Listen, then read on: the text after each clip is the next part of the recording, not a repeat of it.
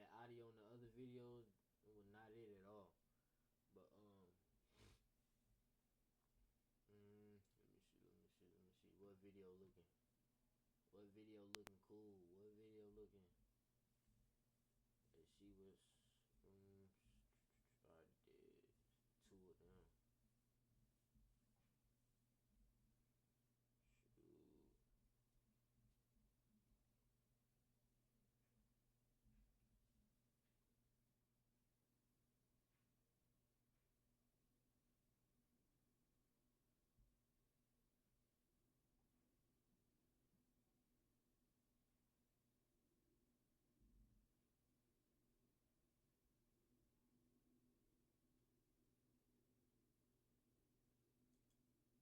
Mac Critter and Lil Double O came up on the same street in Memphis and Hey, it's your boy Stephen AJ, and I'm back with another video. If y'all not subscribed yet, what y'all doing, man? Just go ahead and subscribe, like. Let me go ahead and. My fault. Gotta fix my beard a little bit. My fault. Go ahead and subscribe, bro. See what I'm saying? Y'all can subscribe to me real quick. See what I'm saying? We just helping each other out. It's free. See what I'm saying? But let's do it. rep the same gang. But today we're breaking down the brutal story that sparked their beef and split the gang in half. Mac Critter and Lil Double O from 7th Street on the north side of Memphis.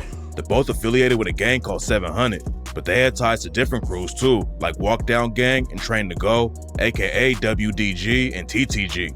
Mac Critter was originally from a hood in North Memphis called Scudderfield, but when they closed down the projects in the early 2000s, he moved to 7th Street. Mac Critter got active in the streets when he was like 12 years old. He started getting locked up at an early age, but Mac was rapping at the same time too. He started dropping music back in 2017, but none of it was really popping off back then, and Mac kept both feet in the trenches. Mac was going in and out of jail all the time, but then he decided to switch things up and really try to make it in the rap game. An OG from 7th Street named Scratch signed Mac Critter when he was 18, but it took a while for his name to start buzzing in the city. Mac stayed on the grind though, and in 2021, he popped off with the track Torture. He shouted out 700 and Lil Double O on the track and rapped, "We really put niggas 6 feet. This shit forever. 700 GD. These hoes be talking like they know me. Ho, you don't know me, so please do not speak on me. Keep Tony G with me, and Lil Double O creep with me." Around the same time Mac Critter started popping off, his homie Lil Double O was making waves in the rap game too.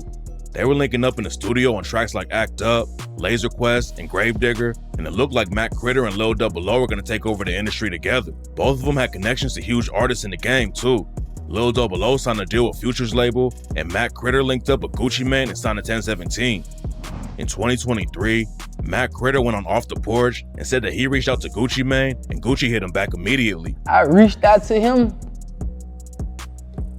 and he hit me back instantly. Like, I was like, damn. Lil Double O was locked up while Mac Critter was doing an interview, but he shouted out Double O and his brother Baby Walk Down and said they had known each other since they were kids. But behind the industry success, Mac and Double O had ties to a brutal war going on in Memphis that ended up splitting their gang in half. According to reports, it all started when a 700 member named Junior Boss got killed by the ops in 2023. Junior Boss was allegedly one of the biggest shooters in the crew, and his dad was an OG from 7th Street named Maserati Bo. Maserati Bo was one of the most well-respected dudes on the north side of Memphis. He was known for getting money in the streets and driving exotic cars. Maserati Bo was tight with Scratch too, and there's even videos of them riding around in a Bentley back in the day. Maserati Bo ended up getting killed in a car crash, but his son Junior Boss followed him into the street life and was allegedly putting in major work for 700. 700 used to be cool with another crew called EBG, but then somebody sparked a beef and they've been at war ever since. Rumors say that a dude from EBG named Muni started beefing with Lil Double O's brother, Baby Walk Down, and that's how everything started. But it didn't take long for bodies to start dropping. Muni allegedly shot an OG from 700, so Junior Boss and a bunch of other 700 affiliates clapped back. They pulled up on Muni with 4 different cars and started letting off shots. It's not clear who actually killed Muni, but a lot of people claim it was Junior Boss who took him out. Junior Boss was also charged with killing a dude named Emmett Beasley, aka PSO Emmett, in 2021. Rumors say Junior Boss was putting major pressure on the ops, but in 2023, all the violence caught up to him. 700 also had beef with a set called 400, and in 2023, a dude from 400 named Zay Street slid into 700's hood and started letting off shots. Junior Boss shot back and killed Zay Street, but Junior Boss got hit up too and died at the scene. Junior Boss dying was a huge loss for 700, and on the track Long Live Junior Boss, his homie WDJD rapped, Junior B died, that shit there was crazy, but he didn't go by himself. Drake the man, pick him up, come help. How you leave brother all by himself? Some people think Junior Boss also took out a dude from EBG named Lil Said.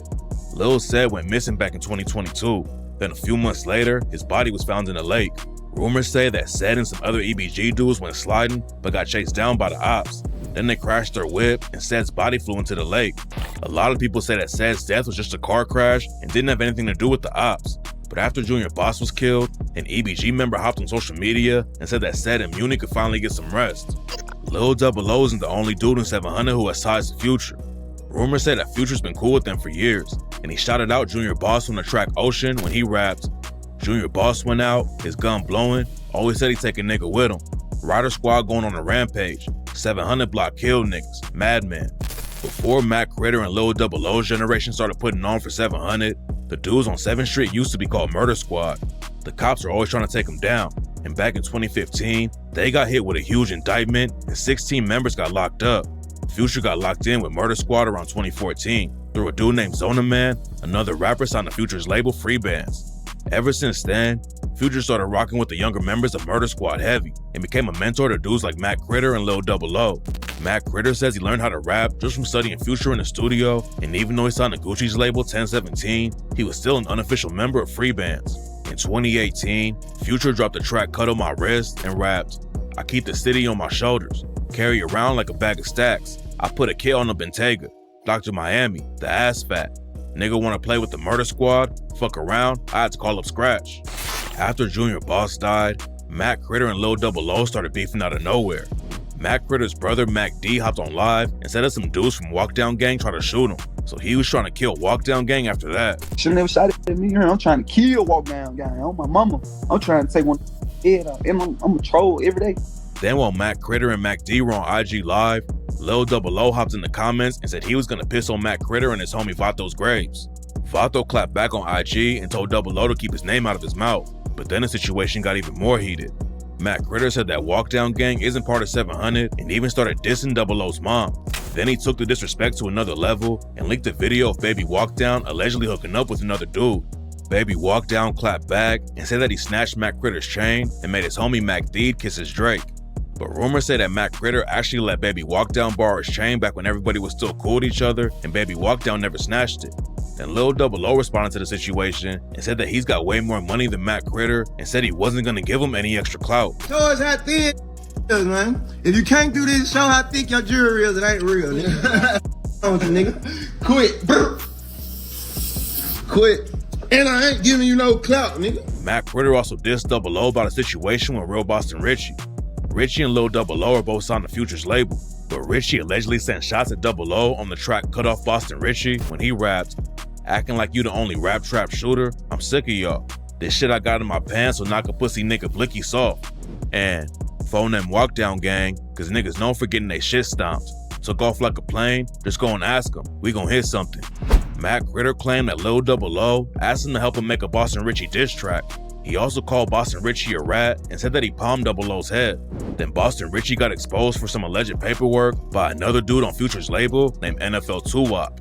According to the alleged paperwork, Boston Richie snitched on a dude named Wig who threatened him. Then 1090 Jake found more paperwork that allegedly proved Richie ratted in another case back in 2013. It's not clear if Boston Richie worked with the cops or not, but some people think he got 2-Wop killed for airing the situation out. 2-Wop was shot and killed in 2023, and rumors started flying that Boston Richie had put a bag on his head. There's no evidence that the story is true, but now people think Boston Richie could get wrapped up in Mac Critter and Double0's drama too. Nobody knows what really sparked the beef, but rumors say that it actually started before Junior Boss got killed and cause Mac Critter backdoored another 700 member. Back in 2022, a dude from 700 named Mac Dimp was at an empty lot on 660 Wells Avenue in North Memphis. A witness said he watched an SUV pull up to the lot and Mac Critter was inside the whip. Mac Critter told Dimp to come over to the SUV, and that's when Mac Critter's homie Gary Taylor upped his strap and killed Dimp. According to rumors, Dimp had a baby with Mac Critter's sister. The relationship wasn't good though, and Dimp was allegedly putting hands on her, and that's why Mac and his homies allegedly killed him. Mac Critter's homie Butterball was allegedly there when they killed Dump. and rumors say someone else in 700 ended up killing him. On December 21st, 2022, the cops were investigating the murder scene in North Memphis. A bunch of people were standing around watching the situation, and right before the cops were about to leave, someone in the crowd upped their strap and killed Butterball while he was driving past. Some people think Butterball got backdoored by 700 because he was involved with Dimp's death, but there's no evidence to back the story up. Matt Critter got booked for Dimp's murder though, and is still fighting the case. Dimp isn't the only body Matt Critter allegedly caught though. One of the biggest rappers from EBG is a dude named E Jizzle. E Jizzle got booked for an attempted murder when he was 13 and caught a juvenile life sentence for robbery a few years later. He skated on the case and got off for probation, but then E Jizzle got booked again for shooting up someone's whip. E Jizzle was putting work in the streets, but he also blew up in the rap game and worked with huge stars like Snoop Dogg. Even though he was on his way to hitting the mainstream, E Jizzle didn't leave the street politics behind and started beefing with Matt Critter. Rumors say that Matt Critter killed one of E Jizzle's homies, and E Jizzle never did anything about it. And on the track Ho Jizzle, Matt Critter rapped, "Speak on me, I'll pull your whole card. I'm the 556 guy. Ho Jizzle spoke on me, I buried his homie. He won't tell that part." Matt Critter wasn't the only rapper from Memphis who had beef with EBG E Jizzle. Before he was locked up, Pooh Shiesty dissed E Jizzle on the track Back in Blood with Lil Durk. On the song, Pooh Shiesty raps, "Extorting shit just like the 80s. Want something back? Get it in blood. Yeah, you know who took that shit from you. Come get it back in blood." Pooh Shiesty was talking about a situation where his crew allegedly stole some guns from E Jizzle and his homies.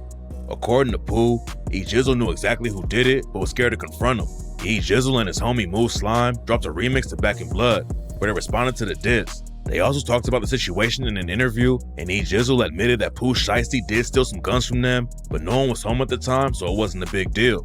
He also said that Pooh was capping in his raps and wasn't really as tough as the fans thought he was. They kept trading disses on social media for a while, and E Jizzle dropped a few more diss tracks. Then Pooh Shiesty got locked up, so the beef died down, but it gave E Jizzle more exposure for his own music. E Jizzle's in jail right now, and Lil Double O is allegedly locked down on house arrest in Florida for gun and drug charges. Matt Critter's still free, but he allegedly sussed the Dimp murder case hanging over his head and could get locked up any day. Fans were shocked when Matt Critter and Lil Double O started taking shots at each other out of nowhere. They were putting on for the same gang and have been homies for years. But if Matt Critter really did kill another dude in 700, the whole situation makes way more sense. Now TTG and WDG have split up completely, and there's no telling how crazy the situation on 7th Street is about to get. Kodak Black and Jack Boy were day one homies who came up in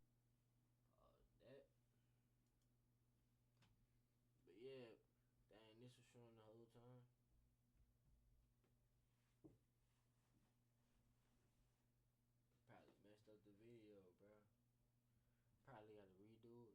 It's cool, bro. I ain't tripping.